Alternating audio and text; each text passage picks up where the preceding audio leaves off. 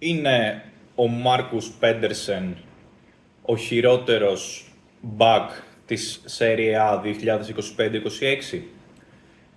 Αυτό το ερώτημα θα εξετάσουμε στο συγκεκριμένο βίντεο, ρίχνοντας μια πολύ βαθιά ματιά στα στατιστικά δεδομένα του συγκεκριμένου ποδοσφαιριστή. Και επίσης θα αναρωτηθούμε για ποιο λόγο ο Ολυμπιακός προχώρησε σε αυτή την επιλογή και για ποιο λόγο ο Πέντερσεν τα τελευταία χρόνια είναι μέλος της Εθνικής Νορβηγίας και αγωνίζεται ως βασικός στην Τωρίνο, τη Σασουόλο και τη Φέγενορντ. Το 2025-26 αγωνίστηκαν στη Serie A 29 παίκτες για τουλάχιστον 1000 λεπτά ως ακραίοι back. Ο Πέντερσεν, για τον οποίο αναμένεται να δαπανίσουμε 6 συν 2 εκατομμύρια, ήταν ένας από αυτούς. Με μια πρώτη ματιά στα νούμερά του, φαίνεται πως μάλλον ήταν ένας από τους χειρότερους ακραίους μπακ του Ιταλικού πρωταθλήματος. Πώς γίνεται όμως να παίζει βασικός τόσα χρόνια σε Τωρίνο, Σασουόλο και Φέγενορντ και να είναι μέλος της Εθνικής Νορβηγίας? Μήπως υπάρχει κάτι που δεν βλέπουμε?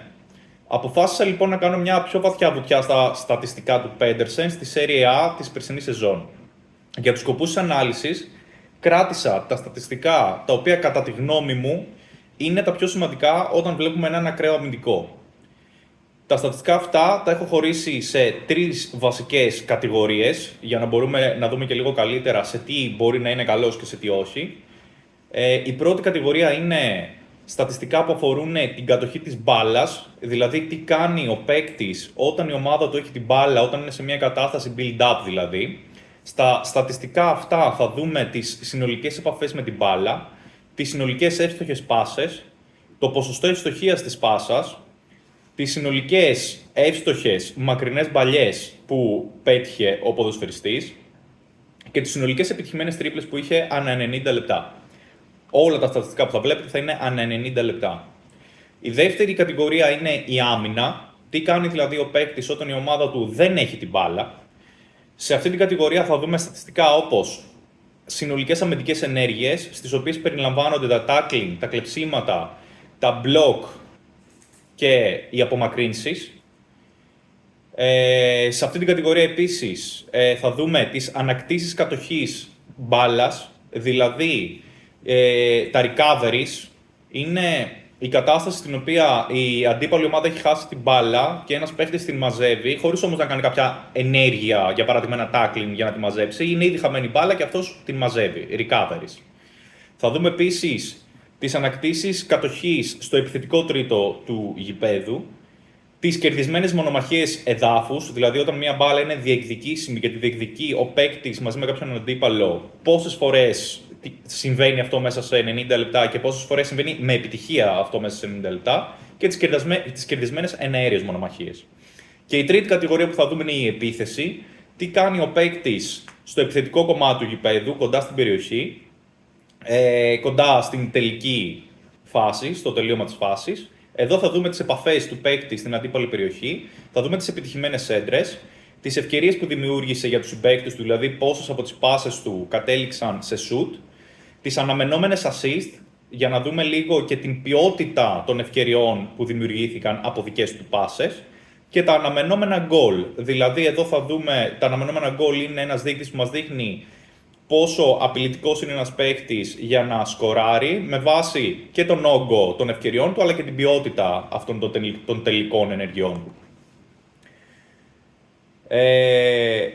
Το να δούμε από μόνα τους βέβαια τα στατιστικά του Πέντερσον δεν έχει πολύ μεγάλη αξία. Δεν θα καταλάβουμε κάτι αν σας πω ότι έχει, 30 επαφές με την μπάλα. Για να καταλάβουμε αν ένα στατιστικό είναι καλό ή κακό, θα πρέπει να το δούμε σε σχέση με τους υπόλοιπους παίκτες αυτού του πρωταθλήματος το οποίο αγωνίζεται.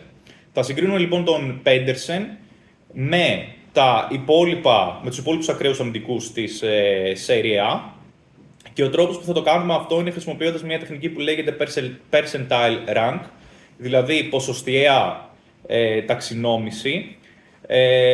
Θα το εξηγήσω λίγο καλύτερα δείχνοντάς σας αυτή την εικόνα. Αυτό είναι το διάγραμμα για τον Πέντερσεν σε σύγκριση με τον μέσο ακραίο αμυντικό της Serie A. Η πορτοκαλί γραμμή είναι ο μέσος αμυντικός της Serie A και η μπλε γραμμή είναι ο Πέντερσεν.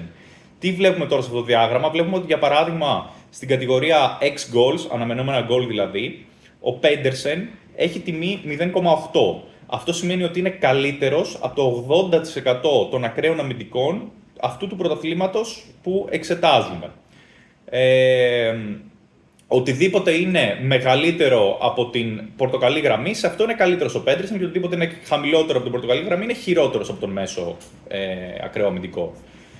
Βλέπουμε επίσης, για παράδειγμα, ότι σε κάποιες κατηγορίες όπως είναι touches, επαφές δηλαδή με την μπάλα, και accurate passes, το νούμερο του είναι 0. Αυτό σημαίνει ότι ήταν πέρσι ο χειρότερος αμυντικός, ο χειρότερος ακραίος αμυντικός σε αυτές τις στατιστικές κατηγορίες. Δεν υπήρχε κανένας ακραίος αμυντικός που να είχε λιγότερες επαφές και λιγότερες πάσες από τον Πέντερσεν. Βλέπουμε ότι η τιμή του είναι επίσης 0 στο defensive actions, αμυντικές ενέργειες δηλαδή, και recoveries. Από τις 15 κατηγορίες που εξετάζουμε, είναι ο χειρότερος παίκτης σε 4 από αυτές. Στις περισσότερες κατηγορίες είναι πολύ κάτω του μέσου όρου. Μόνο σε 4 από τις 15 κατηγορίες είναι καλύτερος από τον μέσο ακραίο back, οι οποίες αυτές τις κατηγορίες είναι οι ανακτήσεις κατοχής στο επιθετικό τρίτο του γηπέδου, οι επαφές στην αντίπαλη περιοχή, οι επιτυχημένες σέντρες και τα αναμενόμενα γκολ.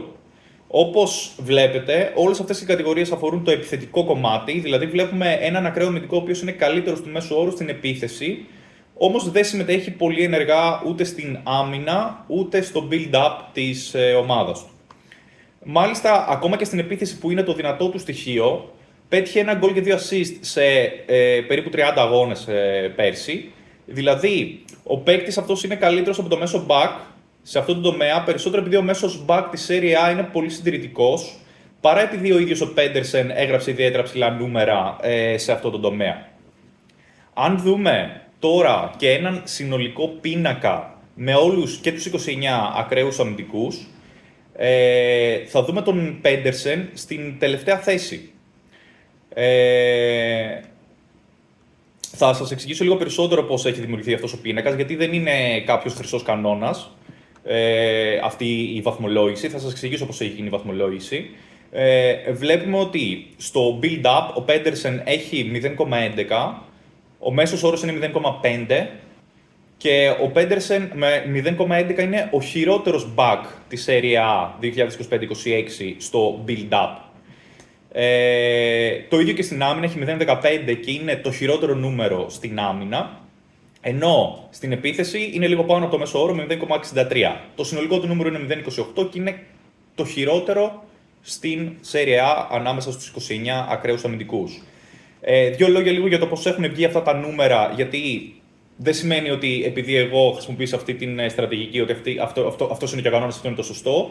Για να βγει αυτό το νούμερο, ας πούμε, για παράδειγμα, του build-up, είπαμε πριν ότι έχουμε κάποιες στατιστικές κατηγορίες όπως είναι οι επαφές, οι πάσες κτλ., στις οποίες είδαμε πόσο καλός είναι ο κάθε παίκτης. Και εδώ παίρνουμε το μέσο όρο από όλα αυτά τα στατιστικά που αφορούν το build-up και φτιάχνουμε αυτό το νούμερο. Βλέπουμε για παράδειγμα ότι ο καλύτερος στο build-up είναι ο Νούνο Ταβάρες, ο οποίος έχει 0,91. Αυτό σημαίνει ότι κατά μέσο όρο σε όλες τις στατιστικές κατηγορίες που αφορούν το build-up είναι καλύτερος από το 91% των παικτών.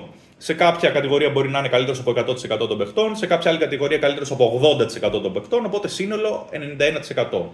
Το ίδιο για την άμυνα και την επίθεση, και το σύνολο αυτών των τριών βγάζουμε τη συνολική ικανότητα του παίκτη.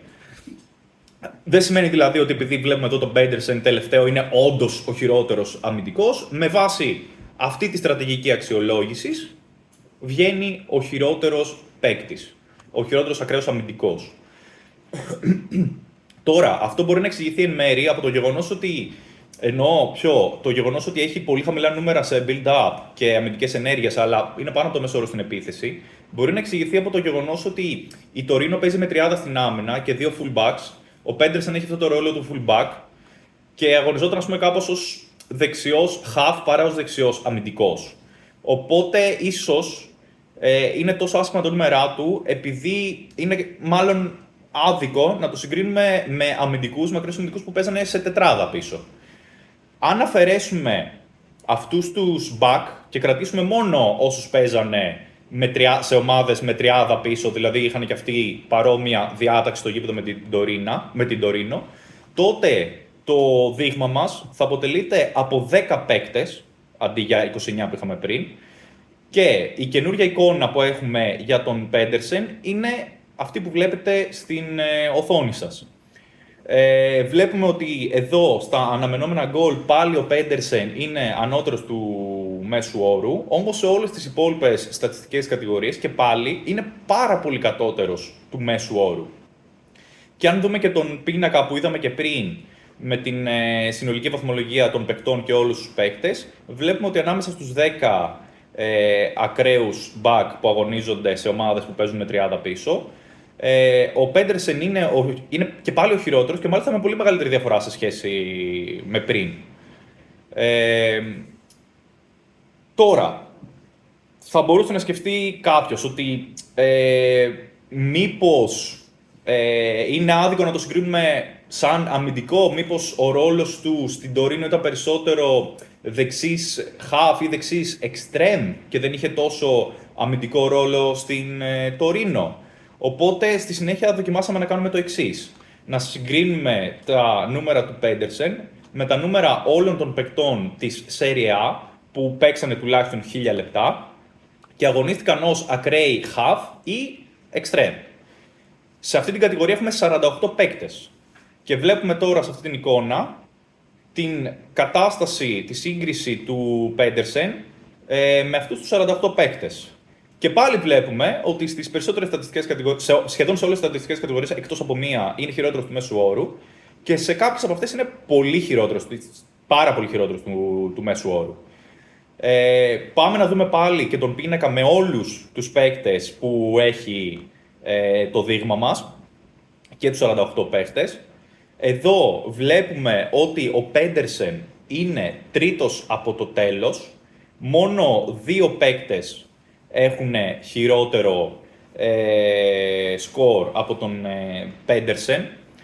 Και μπορούμε επίσης να παρατηρήσουμε από αυτά τα νούμερα ότι παρότι το συγκρίνουμε πλέον με ακραίους half και wingers, και πάλι ο Πέντερσεν έχει τα χειρότερα νούμερα από όλους αυτούς στην άμυνα. Άρα, ίσως ήταν η σωστή σκέψη που κάναμε προηγουμένως, ότι δηλαδή ίσως ο ρόλος του στην Τωρίνο δεν ήταν ακραίος αμυντικός. Το προφίλ του ίσως ταιριάζει περισσότερο με αυτό ενός extreme. Και πάλι όμως, και σαν extreme, αν το δούμε, ή σαν ακραίο half, και πάλι ήταν ένας από τους χειρότερους ακραίους της περσινής Serie A. Συνεπώς, το αρχικό ερώτημα με το οποίο ξεκινήσαμε τη συζήτηση παραμένει. Γιατί είναι βασικός τόσα χρόνια σε πολλές ομάδες και τι είδε ο Ολυμπιακός σε αυτόν και αποφάσισε να δαπανίσει 6+2 εκατομμύρια. Μια υπόθεση που μπορούμε να κάνουμε είναι πως ίσως η Τωρίνο είναι αδύναμη ομάδα και δεν μπορούμε να περιμένουμε από ένα παίκτη της Τωρίνο μεγάλα νούμερα. Όμως η Τωρίνο τερμάτισε το 10ο στο πρωτάθλημα. Υπάρχουν 8 ομάδες χειρότερες από αυτήν. Παρ' όλα αυτά, ο Πέντερσεν έκανε χειρότερη σεζόν από όλους αυτούς τους παίκτες των πιο αδύναμων ομάδων. Μια άλλη υπόθεση που μπορούμε να κάνουμε είναι πως ο Πέντερσεν έκανε μια κακή σεζόν και πως η περσινή του απόδοση δεν ήταν χαρακτηριστικό δείγμα της ποιότητάς του. Αυτή η υπόθεση όμως και πάλι δεν φαίνεται να επιβεβαιώνεται. Αν τρέξουμε τα νούμερα του Πέντερσεν για τη σεζόν 2024-25, δηλαδή την προηγούμενη σεζόν, η εικόνα του είναι ακόμα χειρότερη. Αν δούμε πάλι αν βάλουμε τα νούμερα από τη σεζόν 2024-25 στην βάση δεδομένων που έχουμε φτιάξει έως τώρα, θα δούμε ότι ο Πέντερσεν την προηγούμενη σεζόν ήταν ακόμα λιγότερο απειλητικός στην επίθεση. Δεν ήταν ιδιαίτερα καλύτερος στους υπόλοιπους τομείς, δηλαδή στην άμυνα και στο build-up. Και συνολικά ήταν ένας από τους χειρότερους ακραίους σε κάθε πιθανή στατιστική κατηγορία. Αν ρίξουμε και μια πιο πρόχειρη ματιά, ας πούμε, στις προηγούμενες σεζόν που έχει κάνει με τη Σασουόλο και με τη Φέγενορντ, δεν θα δούμε κάτι το οποίο ανατρέπει την κατάσταση. Θα δούμε παρόμοια νούμερα.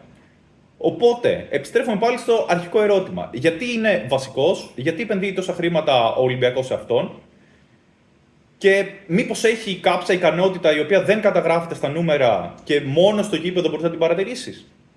Δυστυχώς δεν έχω δει κανένα παιχνίδι του Πέντερσεν για να κρίνω. Αν δούμε όμως κάποια από τα σχόλια από τους φίλους της Τωρίνο στα social media σχετικά με το συγκεκριμένο παίκτη, θα παρατηρήσουμε ένα μοτίβο.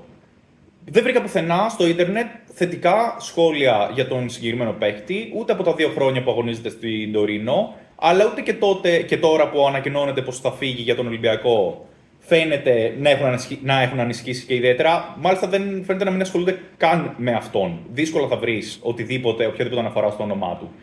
Κάποια χαρακτηριστικά σχόλια από τα λίγα σχόλια που κατάφερα να βρω στα social για αυτόν είναι τα εξής. Σαν φαν της Τωρίνο, δεν θα με πείραζε καθόλου να φύγει. Ο άλλος γράφει I still believe they are godsend, δηλαδή ότι ο Ολυμπιακός έστειλε το Θεό, ας πούμε, για να πάρει τον Πέντερσεν και να γλιτώσουν από αυτόν.